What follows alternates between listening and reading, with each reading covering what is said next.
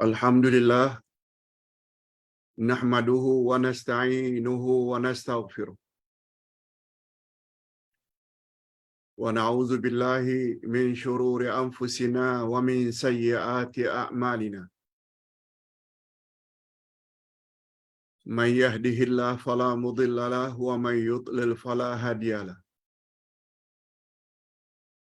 Asyhadu an la ilaha illallah wahdahu la syarika lah wa asyhadu anna Muhammadan abduhu wa rasuluh la nabiyya ba'dah. Allahumma salli wa sallim ala nabiyyina Muhammad wa ala alihi wa sahbihi ajma'in, amma ba'd. Hadirin dan hadirat serta para pemirsa yang saya hormati, Assalamualaikum warahmatullahi wabarakatuh. Alhamdulillah, kita bersyukur kehadirat Allah Azza wa Jalla, berkat taufiknya. Sekali lagi kita diberi oleh Allah taufik untuk menghadiri majlis ilmu yang pada pagi ini kita akan isi dengan tajuk sifat haji Rasulullah sallallahu alaihi wasallam. Sifat haji Rasulullah sallallahu alaihi wasallam.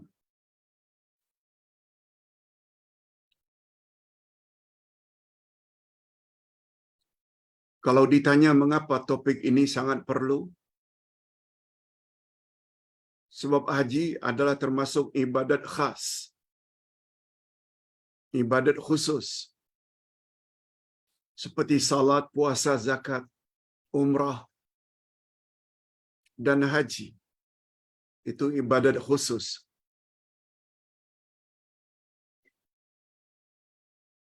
Dan syarat ibadat khusus diterima oleh Allah, selanjutnya diberi ganjaran, ada dua syarat.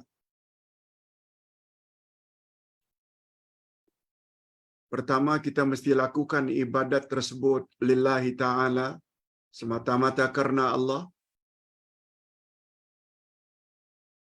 Tidak boleh bercampur syirik, walaupun syirik kecil, yakni riya.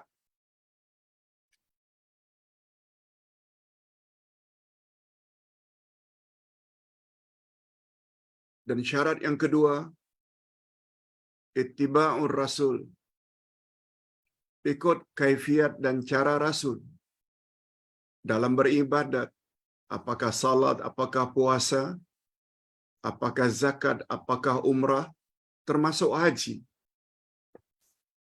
Sebab baginda Rasul sallallahu alaihi wasallam bersabda, "Khuzu anni manasikakum." Ambil hanya daripadaku cara pelaksanaan ibadat haji dan umrah kamu. Sebab muncullah istilah ini,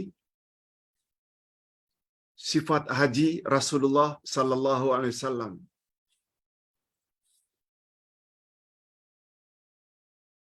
Bagaimana Rasulullah haji? Setelah 3 kali sebelumnya, kita telah membahas tentang mukaddimah umrah. Yang kedua, kaifiat umrah bahagian pertama, diikuti dengan kaifiat umrah bahagian yang kedua. Dah selesai, sekarang kita masuk haji pula. Apalagi dalam 2 bulan lebih lagi,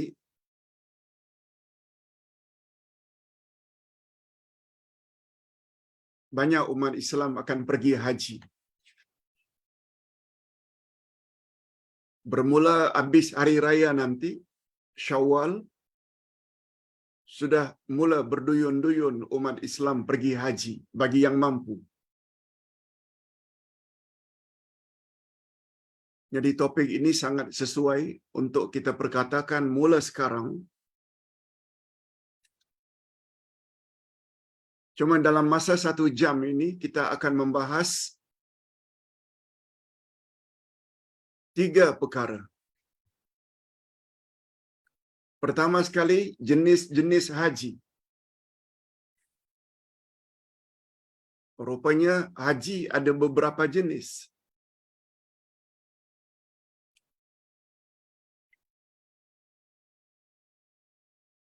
Yang kedua, yang akan kita bahas, menukar niat haji.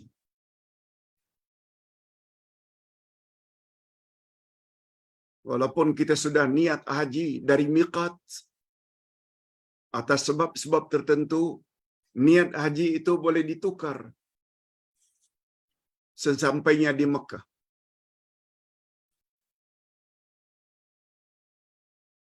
Pembahasan yang ketiga pula, mana jenis haji yang paling afdal? Kalau haji ada beberapa jenis, mana di antara jenis-jenis itu yang paling afdal, yang paling istimewa? Inilah tiga pembahasan yang akan kita bahas tentang sifat haji Nabi Muhammad sallallahu alaihi wasallam.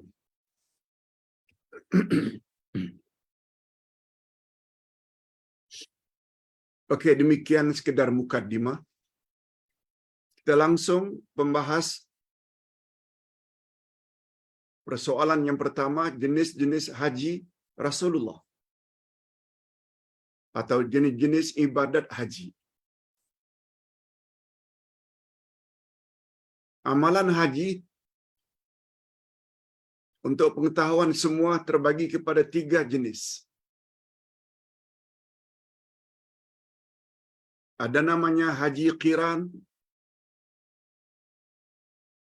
ada namanya haji ifrad, dan ada yang namanya haji tamattu'.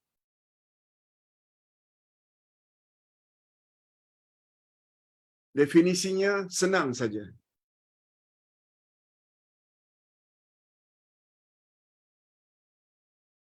Dinamakan haji qiran apabila seseorang berniat dari miqat, lalu berniat haji dan umrah secara serentak. Dia buat haji dan umrah sekali. Itu namanya haji qiran.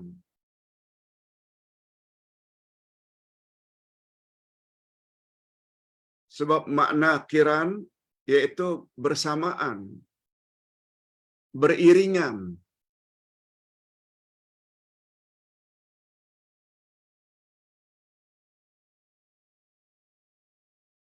Jadi kalau seseorang niat dari miqat, makani, di mana dia mesti pasang niat. Dia niat serentak, umpamanya dia sebut labbaik Allahumma hajjan wa umratan. Kami datang memenuhi panggilan-Mu ya Allah untuk melakukan haji dan umrah. Hajjan wa umratan. Itu namanya haji qiran.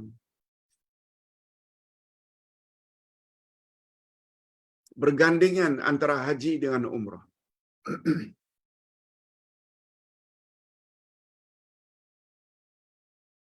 Adapun haji ifrad yaitu apabila kedatangan seseorang ke Mekah bermula daripada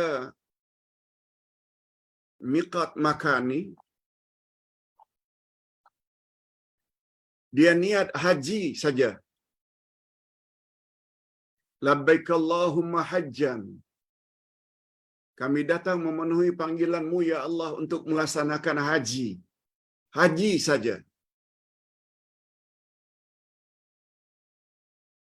Selesai amalan haji, tawafnya, sa'inya,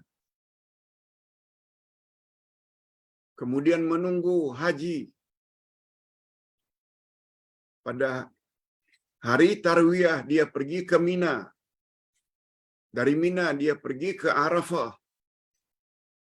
Selesai Arafah dia pergi ke Muzdalifah, lalu ke Mina. Kemudian dia melontar jumrah, kemudian tahallul, selesai haji. Begitu selesai haji, dengan tawafnya, dengan sa'inya, lalu dia buat umrah dari Mekah atau dari Tanaim atau Ja'ranah. Baru buat umrah. Buat haji dulu secara berasingan. Bila dah selesai, baru buat umrah. Itu namanya haji ifrad. Nah, satu lagi jenis haji, yaitu haji tamattu. Haji tamattu apabila berangkat menunaikan haji dari miqat. Niatnya umrah sahaja. Labbaik Allahumma umratan. Labbaik Allahumma umratan. Kami datang memenuhi panggilan-Mu ya Allah. Kami datang memenuhi panggilan-Mu ya Allah untuk melaksanakan umrah. Lalu sesampainya di Mekah, kita buat tawaf 7 pusingan. Kemudian kita buat sa'i. Kemudian tahallul. Dengan memendekkan atau mencukurkan rambut. Setelah itu kita tunggu hari tarwiyah untuk berniat haji pula. Jadi buat umrah dahulu, kemudian baru haji, namanya tamattu. Demikian gambaran kasarnya. Mana dari 3 jenis haji itu yang paling afdal? Nanti kita akan bahas pada bahagian ketiga. Kita baca sedikit. Setelah kita tahu jenis-jenis haji, ada 3, haji qiran, haji ifrad, haji tamattu. Haji mana yang dilakukan oleh Rasulullah sallallahu alaihi wasallam? Sedangkan beliau berpeluang melakukan haji hanya sekali. Jawabnya, baginda melakukan haji qiran. Ini penjelasannya. Rasulullah melakukan ibadat haji baginda hanya sekali seumur hidup. Itulah kali pertama, itulah kali terakhir. Balik haji baginda wafat pada 10 Zulhijjah. Maaf, pada 10 Hijrah. Tahun yang ke-10. Menurut riwayat yang rajih, riwayat yang kuat, baginda juga pernah melakukan umrah. Hanya 4 kali saja. Semasa hayat baginda. 4 kali.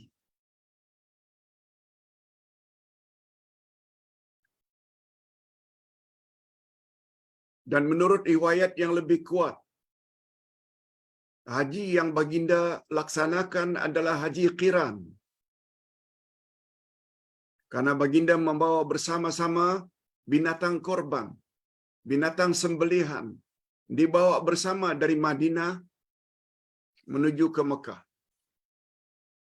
Bila seseorang yang bawa binatang sembelihan dari negerinya menuju ke Mekah, yang paling afdal ialah melakukan haji qiran. Bagi mereka yang tidak membawa bersama binatang sembelihan, baginda Rasul sallallahu alaihi wasallam suruh mereka supaya buat haji tamattu. Demikian penjelasan tentang sifat-sifat haji.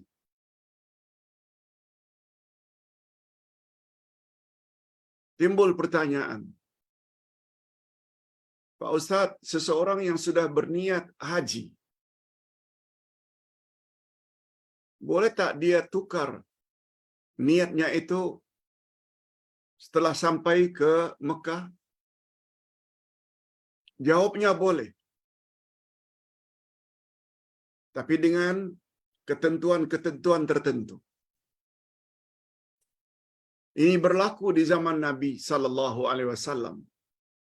Ini berlaku di zaman Nabi sallallahu alaihi wasallam. Malah baginda yang suruh. Malah baginda yang suruh. Tukar niat kamu daripada qiran menjadi tamattu. Apa sebabnya Nabi suruh demikian? Jawabnya, karena sebahagian para sahabat, malah majoriti, tidak bawa bersama binatang sembelihan. Tidak pergi ke Mekah bersama-sama dengan binatang sembelihan yang dipanggil dengan al-hadiyu. Hanya beberapa saja. Antara lain yang membawa itu adalah Sayyidina Ali.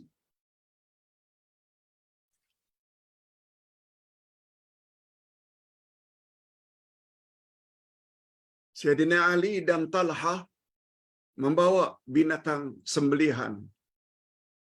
Sebagaimana Nabi juga bawa terhadap Talha dan Sayyidina Ali, Nabi suruh supaya kekal dengan niat awal ketika di miqat, yaitu haji qiran. Kita baca sedikit. Lihat muka surat 24 dari buku ini. Muka surat 24.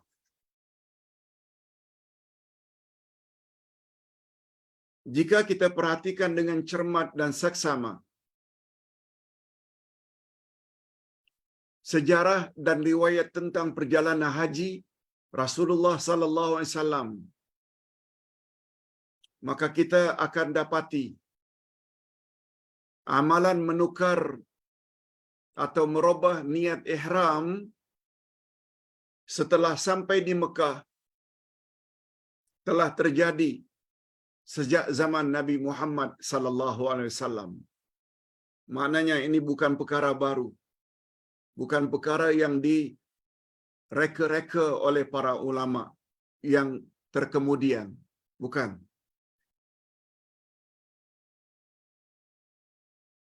Bagi mereka yang sudah berniat di miqat untuk haji saja, sebagaimana ifrad, yang dipanggil dengan ifrad, di miqat niat haji saja, atau berniat umrah saja, dan umrah, dan berniat haji dan umrah. Ustaz ulang, andai kata seseorang sudah berniat sejak dari miqat untuk melaksanakan haji sahaja, iaitu ifrad, atau berniat haji dan umrah, yakni qiran,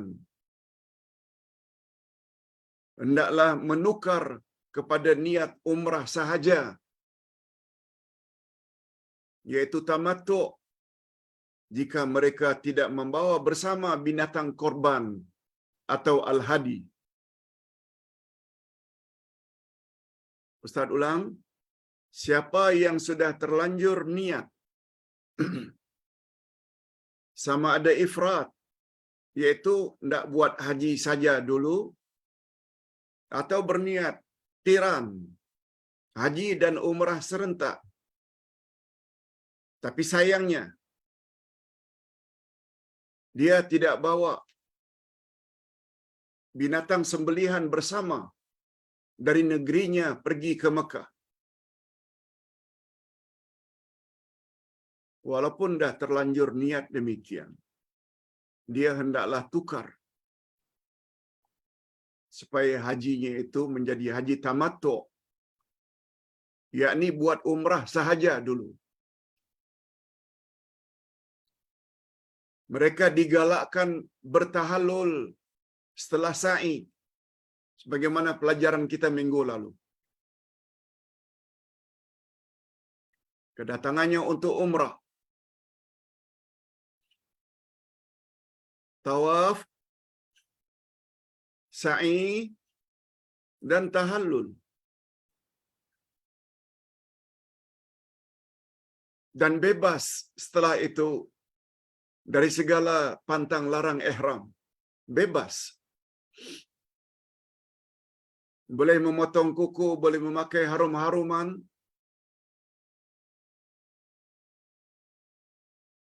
boleh berpakaian yang berjahit bagi laki-laki, dan boleh melakukan apa saja.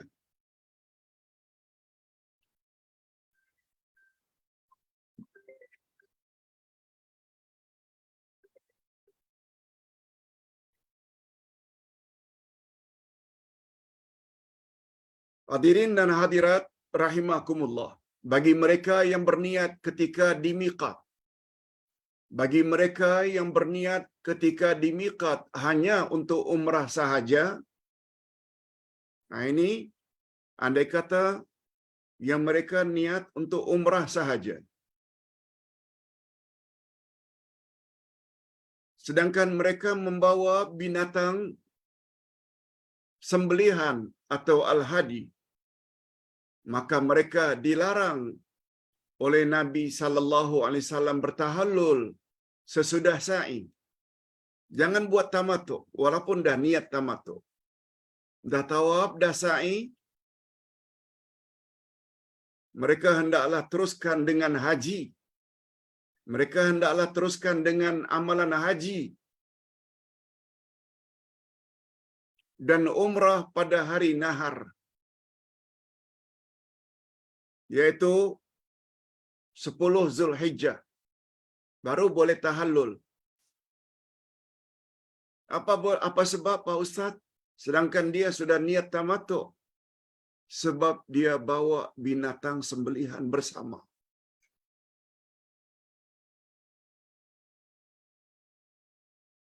Begitu juga bagi mereka yang hanya berniat haji sahaja, ifrad.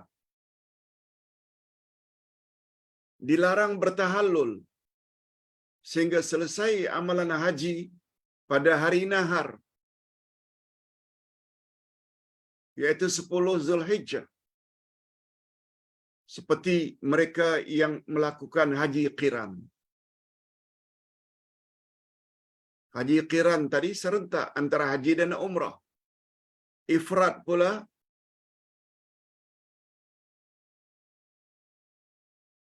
berniat haji saja. Memanglah setelah tawaf sa'i tak boleh tahallul sebab dia niat haji. Dia belum lagi wukuf di Arafah. Belum melontar jamarat, hajinya belum selesai. Jadi jangan tahallul. Apakah mereka niat ifrat atau niat qiran? Hadirin dan hadirat rahimakumullah. Jadi sekali lagi, masalah menukar niat ini, ia pernah berlaku zaman Nabi lagi. Dia ada kaitan dengan orang yang pergi haji tersebut bawa binatang sembelihan atau tidak. Itu sebabnya nanti pada bahagian yang ketiga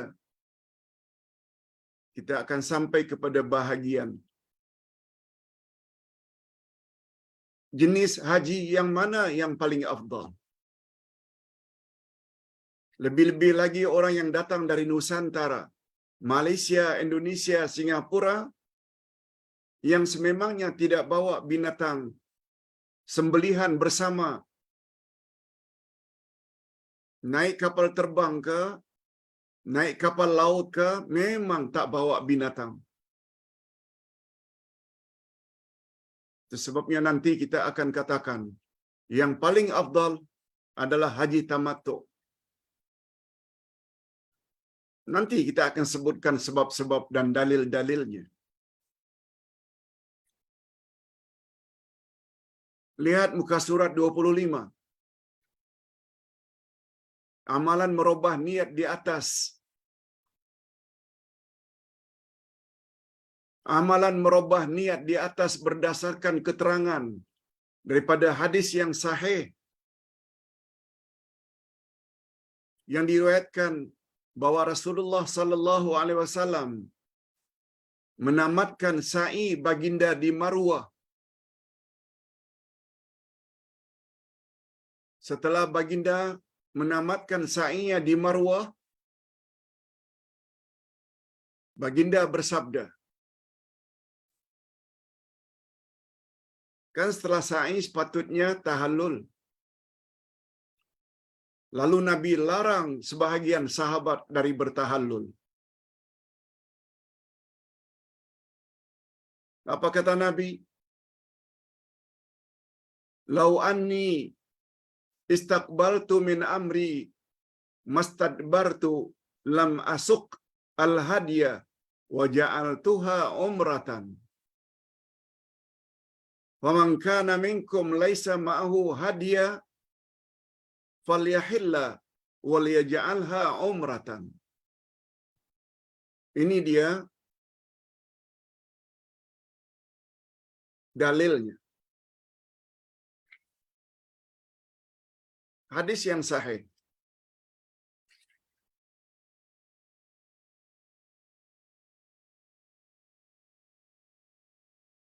Sekiranya aku berkesempatan lagi untuk haji. Ini andaian Nabi. Walaupun baginda haji hanya sekali. Tapi setelah umrah, haji yang pertama, setelah sa'i pada haji yang pertama, baginda sempat menyebut, andai kata aku berpeluang untuk naik haji lagi tahun hadapan, nescaya aku tidak akan membawa binatang korban. Apa maksudnya? Pada tahun itu baginda bawa binatang korban. Kalau aku berpeluang untuk haji lagi tahun depan, niscaya aku tidak akan bawa binatang korban dan aku akan jadikan ia umrah sahaja. Maknanya beliau akan awali dengan umrah. Oleh itu, sesiapa yang tidak membawa bersama binatang korban, maka hendaklah dia bertahallul sekarang ini dan menjadikan niat hajinya umrah sahaja yang dipanggil dengan haji tamattu. Ini dia dalilnya.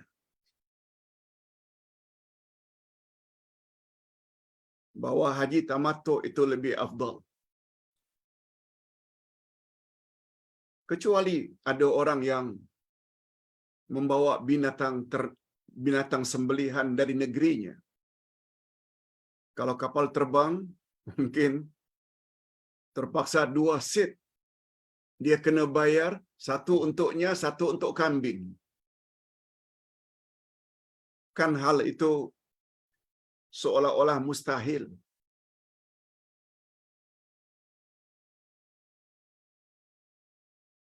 Wa fi riwayatin ahillu min ihramikum fatufu bil bait wa baina as-safa wal marwa wa qassiru wa aqimu halalan hatta idza kana yaumut tarwiyah fa ahillu bil hajj wa ja'alu allati qadimtum biha mut'ah muttafaqun alaih. Selanjutnya apa kata Nabi? Dalam riwayat yang lain Nabi bersabda, bertahallullah kamu daripada ihram kamu. Maknanya setelah selesai sa'i, tahallul. Lakukanlah tawaf mengelilingi Ka'bah. Kemudian sa'ilah antara Safa dan Marwah. Dan pendekkan rambutmu. Dan menetaplah kamu di Mekah. Setelah umrah selesai, kamu hendaklah berada di Mekah dalam keadaan halal, yaitu tanpa pantang larang ihram. Sehingga jika tiba hari tarwiyah, yaitu 8 Zulhijjah, hendaklah kamu berihram untuk haji pula. Jadi umrah tadi dia selesai, kemudian ihram haji pula pada hari tarwiyah 8 Zulhijjah, dan jadikanlah kedatanganmu ke Mekah sebagai haji tamattu'. Jelas.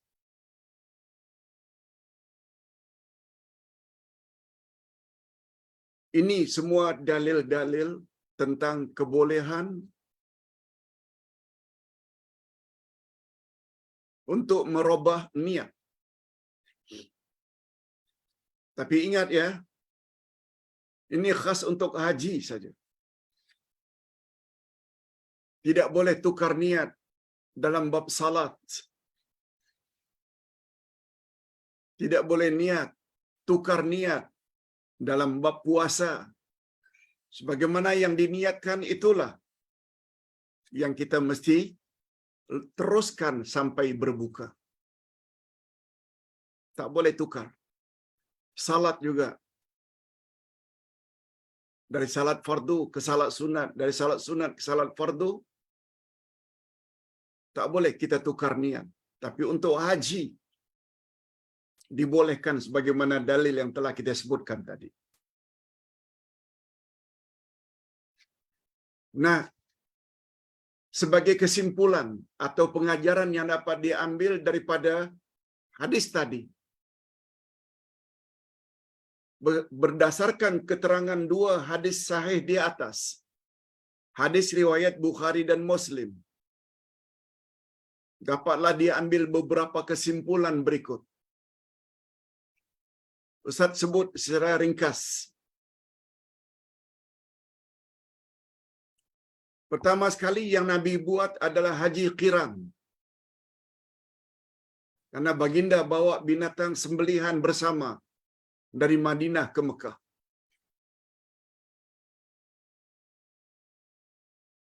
Itu satu.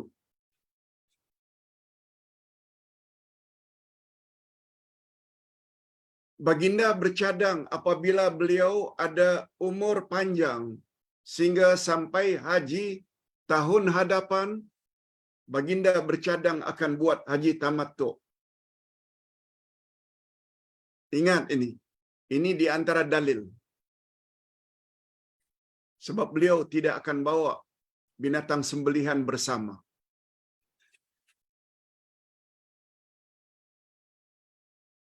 Oleh sebab itu pandangan yang mengatakan haji ifrad lebih afdal tak tepat. Apalagi orang-orang yang datang dari Nusantara memang tidak bawa bersama binatang sembelihan.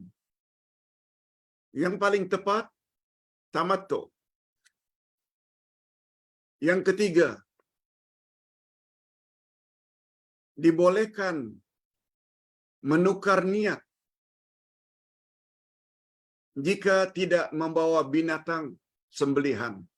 Sebagaimana kita jelaskan panjang lebar tadi. Yang keempat,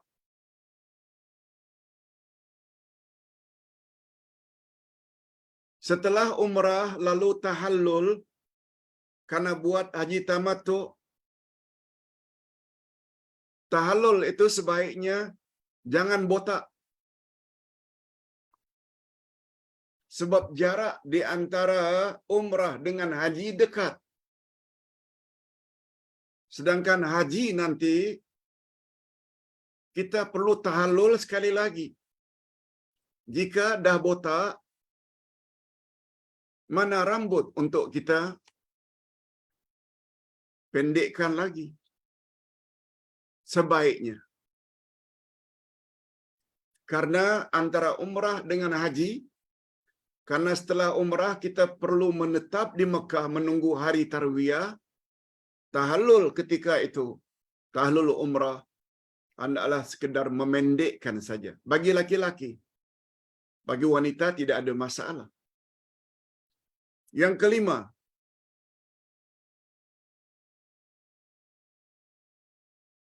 Bagi orang-orang yang berniat tamattu,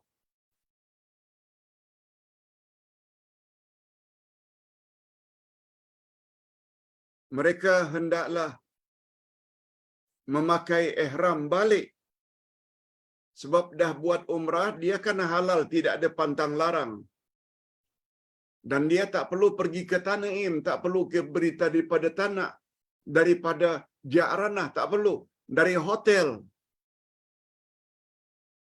dia boleh memakai pakaian ihram menuju ke Mina. Nah, ketika itu dia niat haji. Dia niat haji. Karena dari Mina nanti dia akan pergi ke Arafah untuk wukuf. Dari wukuf nanti akan melontar jamarat, akan tawaf, akan sa'i. Di situ juga nanti ada tahallul. Tahallul itu namanya tahallul haji. Nah, yang keenam,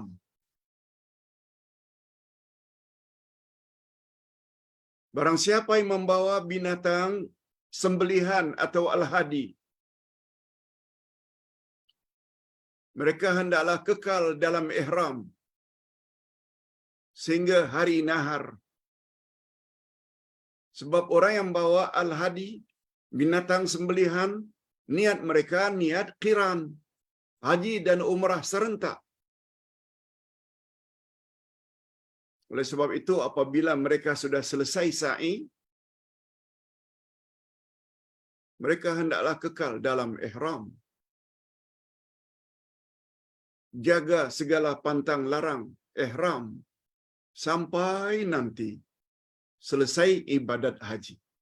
Sebab haji qiran, haji yang diniat serentak haji dan umrah. Okey.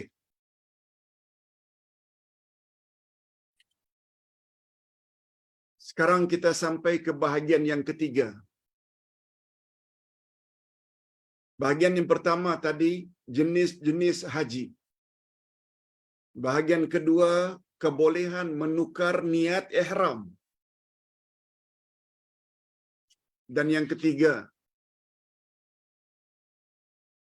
mana dari tiga jenis haji tadi yang lebih afdal?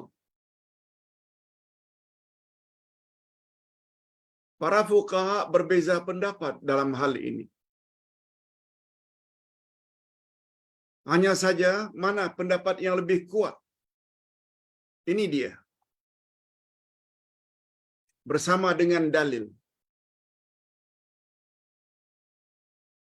Cara yang paling baik untuk muslimin dan muslimat menunaikan manasik haji dan umrah. Cara yang paling baik ialah sebagaimana cara yang warid yang datang dari Rasulullah sallallahu alaihi wasallam. Itu kita tak nafikan.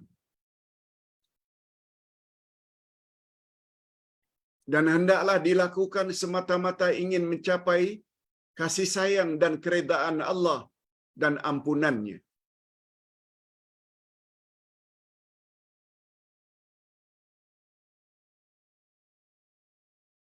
Andai kata jemaah haji yang datang dari Madinah, buatlah macam yang Nabi buat. Kalau mereka mampu bawa binatang sembelihan, buatlah qiran. Tapi andai kata mereka tidak bawa, walaupun datang dari Madinah yang hanya beberapa jam, tidak bawa binatang sembelihan, buat tamattu. Sebagaimana yang disebut oleh Nabi. Kita buat macam yang Nabi buat, itu yang paling afdal. Ini sesuai dengan firman Allah pada ayat 31 dari surat Ali Imran. A'udzubillahi minasyaitonir rajim. Qul in kuntum tuhibbunallaha fattabi'uni yuhibbukumullahu wa yaghfir lakum dzunubakum. sekiranya kamu benar-benar kasihkan Allah, maka kamu hendaklah ikut aku, kata Nabi. Dengan mengikuti aku, pasti Allah akan sayang padamu dan Allah akan ampun dosa-dosamu. Begitu bunyi ayat. Jadi ikut cara Nabi itu khasnya dalam beribadat adalah paling afdal. Cara melaksanakan manasik haji yang paling sempurna adalah tamattu' bagi mereka yang tidak membawa bersama binatang sembelihan. Termasuk orang-orang dari Malaysia, Indonesia, Brunei, Singapura, Thailand yang pada umumnya tak pernah bawa binatang sembelihan. Ada dalil tak Pak Ustaz mengatakan bahawa tamattu' lebih afdal? Kita dah sebut berkali-kali tadi. Dengan Nabi menyuruh supaya buat haji tamattu' bagi kamu yang datang dari Madinah ke Mekah tidak bawa binatang sembelihan. Itu dalil. Ini belum lagi dalil yang kedua. Andai kata next year aku ada peluang lagi untuk haji, niscaya aku akan buat tamattu'. Dah dua. Ini yang kita maksudkan dengan sultanim bayyin, yaitu bukti, dalil yang nyata, dalil yang jelas.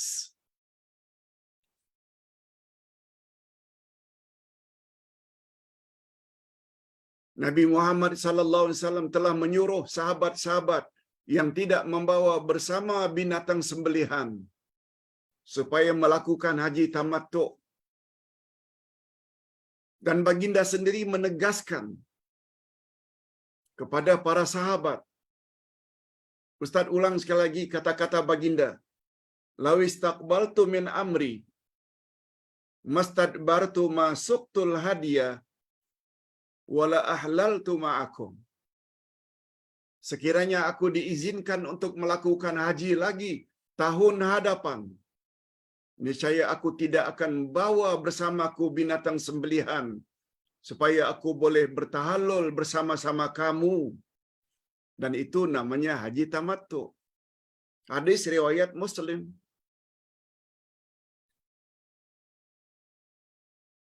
Haji tamattu' adalah orang yang menunaikan umrah dengan sempurna di dalam bulan haji. Bulan haji ada 3, Syawal, Zulkaidah, Zulhijjah. Dan tahallul di dalamnya, dalam bulan-bulan itu. Kemudian berihram pula untuk menunaikan ibadat haji pada tahun yang sama. Sebagaimana yang kita sebutkan tadi. Nah, sedikit penjelasan sebelum kita jawab beberapa soalan. Apa dia penjelasan Pak Ustaz? Bagi muslimin dan muslimat yang melakukan ibadat umrah dalam bulan-bulan haji semata-mata untuk ibadat umrah sahaja dan tidak bermaksud untuk melakukan haji pada tahun tersebut, mereka tidak tertakluk pada hukum di atas. Tidak tertakluk pada hukum di atas.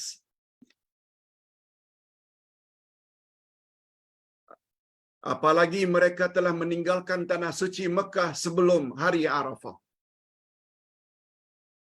Di sini ada sedikit penjelasan.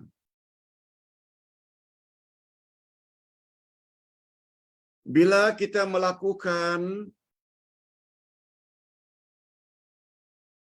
umrah dalam bulan haji, Ustaz jelaskan dulu bulan haji. Bulan haji ada 3 bulan, Syawal, Zulkaidah, Zulhijjah.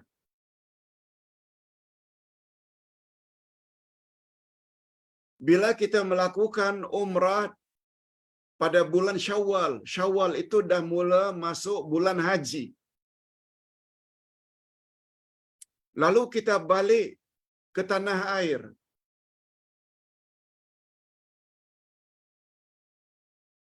Kita tidak tunggu untuk haji. Mereka tidak tertakluk dengan hukum di atas. Mesti buat haji tamattu'. Ustaz buat contoh, banyak di antara kita yang pergi umrah di bulan Ramadan. Kadang-kadang mereka stay, kalau datang 20 Ramadan, masa ada 15 hari, 5 Syawal mereka balik. Itu maknanya mereka tidak tunggu haji. Sebab kedatangan mereka hanya ingin mendapat fadilat 10 Ramadan terakhir, cuma 5 Syawal, 3 Syawal mereka balik. Dan mereka sempat buat umrah barangkali pada 3 Syawal. Itu kan bulan haji. Bila mereka balik, mereka tidak tertakluk. Tapi bila mereka overstay, ingin tinggal menunggu haji. Tapi bila mereka dah buat umrah dalam bulan Syawal, mereka no choice. Mesti buat haji tamattu'. Mesti buat haji tamattu'. Bila ditanya mengapa? Karena mereka telah buat umrah dalam bulan haji. Itu jawabannya. Itu sebabnya Syawal dipanggil dengan bulan-bulan haji. Yang kedua, bagi mereka yang sengaja bermaksud menunaikan haji pada tahun tersebut, dan mereka datang lebih awal umpamanya dalam bulan Ramadan atau Syawal, kemudian mereka melakukan umrah dalam bulan-bulan haji itu, Syawal ke Zulkaidah ke, maka mereka tiada pilihan kecuali wajib melakukan haji tamattu' karena mereka telah melakukan umrah dalam bulan-bulan haji. Ini dulu yang dapat Ustaz sampaikan. Mudah-mudahan ada manfaatnya. InsyaAllah kita sambung lagi pada Jumaat yang akan datang dengan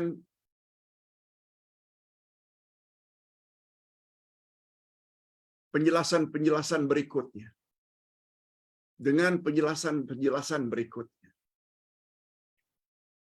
Pak Ustaz, ada pertanyaan.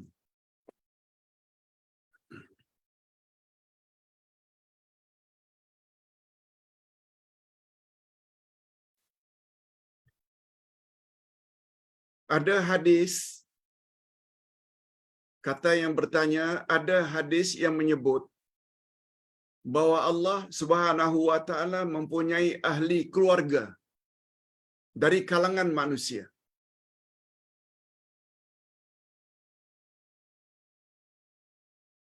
Ada hadis yang mengatakan bahwa Allah mempunyai ahli keluarga dari kalangan manusia. Sahihkah hadis tersebut, Pak Ustaz? Dan jika sahih, apa maksudnya Allah memiliki ahli keluarga dari kalangan manusia? Mohon pencerahan, Pak Ustaz. Hadirin dan hadirat rahimakumullah.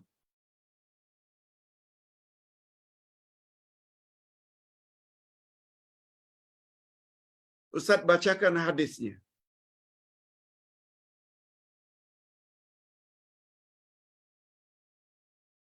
Qala Rasulullah sallallahu alaihi wasallam, "Inna lillahi ahlina minan nas." Qalu, "Ya Rasulullah, man hum?" Qala, "Hum ahlul Qur'an wa ahlullahi wa khassatuh." yang artinya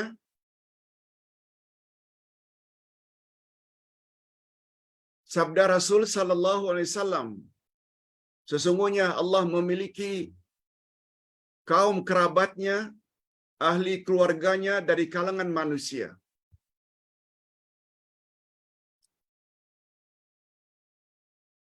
Innal lillahi ahlin minan nas. Sesungguhnya Allah ada ahli keluarga dari kalangan manusia. Para sahabat bertanya, manhum ya Rasulullah? Siapa mereka ahli keluarga Allah dari kalangan manusia? Jawab baginda, mereka adalah ahli Quran. Mereka adalah kerabat Allah. Mereka adalah orang-orang pilihan Allah. Hadis riwayat Ibnu Majah.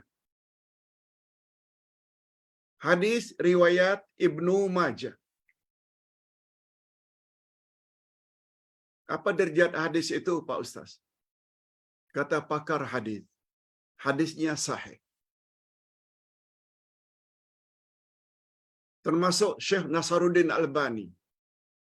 Kata beliau, hadis ini sahih yang diriwayatkan oleh Ibnu Majah. Sekarang timbul pertanyaan, apa maksud ahli keluarga Allah dari kalangan manusia?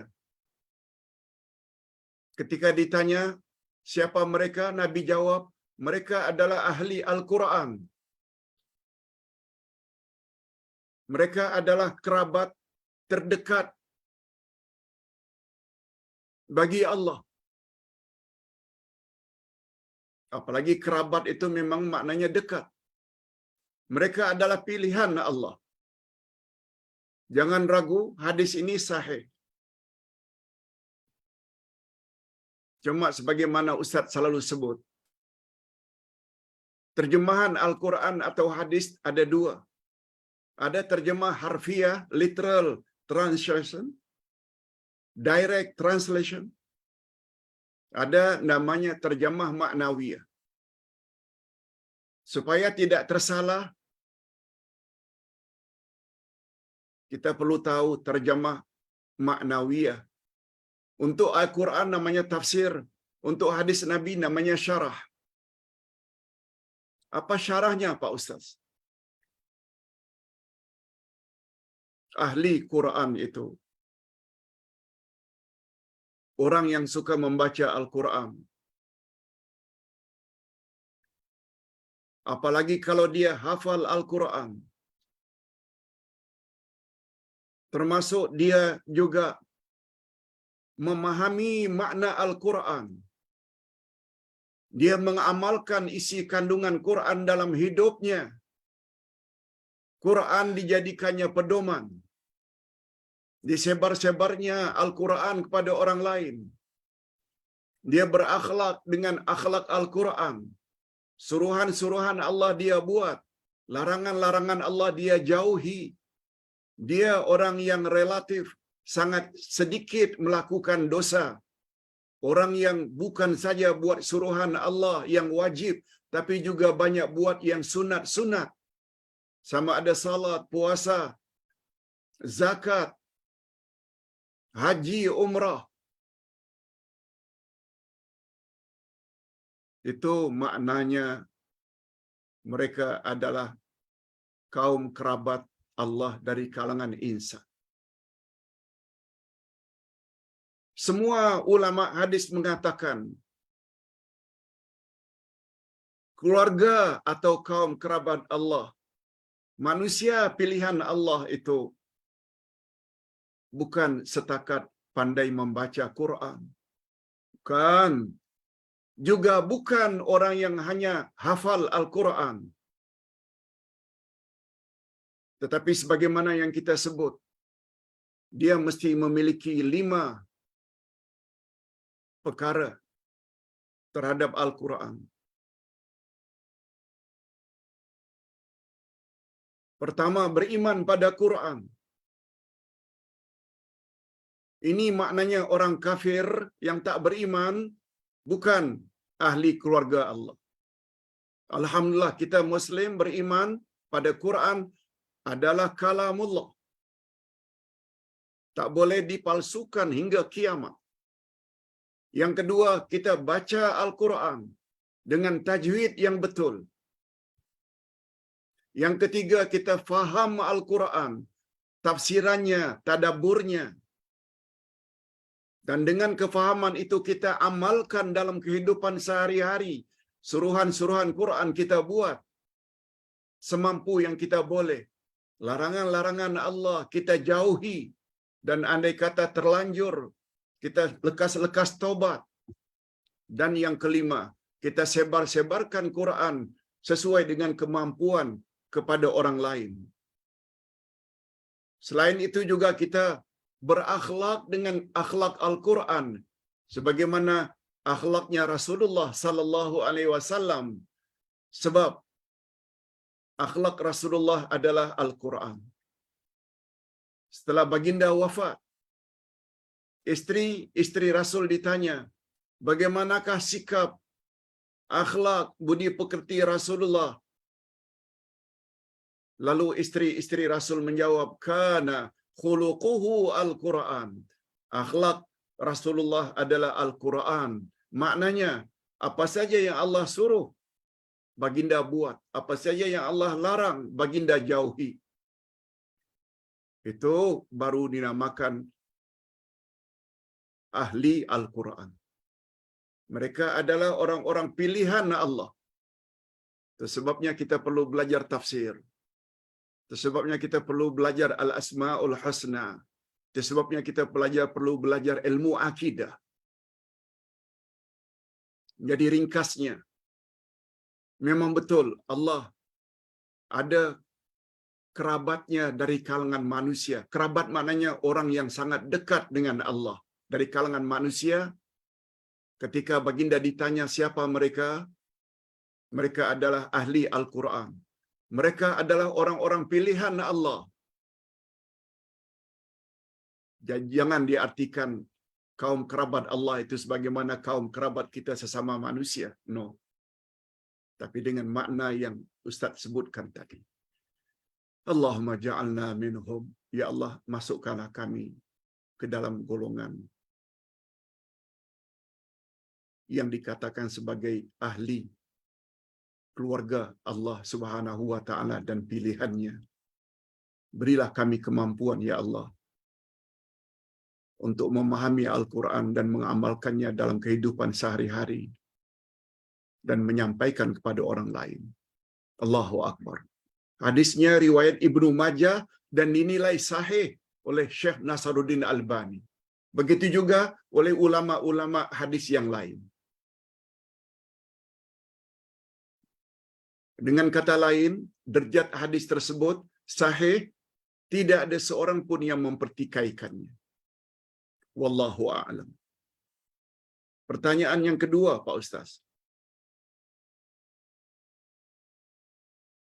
Apa pendapat Pak Ustaz tentang ilmu tasawuf? Betulkah belajar ilmu tasawuf itu hukumnya fardu ain? Mohon pencerahan Pak Ustaz. Sebelum Ustaz jawab, Ustaz jelaskan sedikit. Hadirin dan hadirat, di zaman Rasul sallallahu alaihi wasallam dan para sahabat,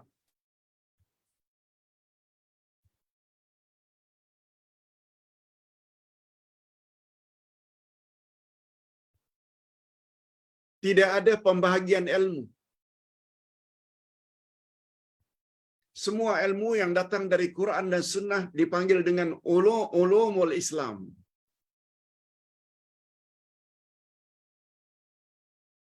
Al-ulum syar'iyyah, ilmu-ilmu agama. Di zaman Nabi dan para sahabat tidak ada pembahagian tentang ilmu. Ilmu fiqh, ilmu akidah, ilmu akhlak, tak ada. Istilah itu tak ada. termasuk tasawuf. Tak ada. Di zaman Nabi dan para sahabat, semua itu diberi nama dengan satu nama, yaitu al-ulumu syar'iyyah, ilmu agama. Baru kemudian setelah berkembang atas inisiatif para ulama, bila ilmu Islam yang berkaitan dengan iman dipanggil dengan ilmu akidah, yang dipanggil juga dengan ilmu tauhid. Adapun ilmu-ilmu yang berkaitan dengan hubungan baik antara makhluk manusia dengan Allah dipanggil dengan fiqh, al-fiqhu. Ilmu syariah, ilmu dalam beramal.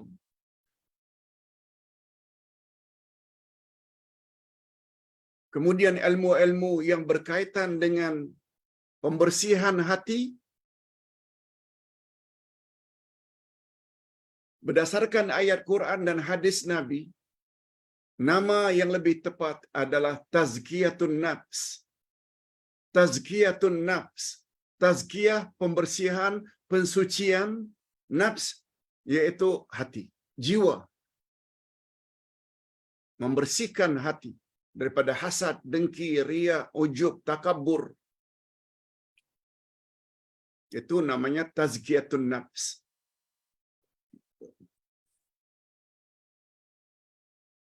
Adapun ilmu tasawuf tidak ada datang daripada sahabat.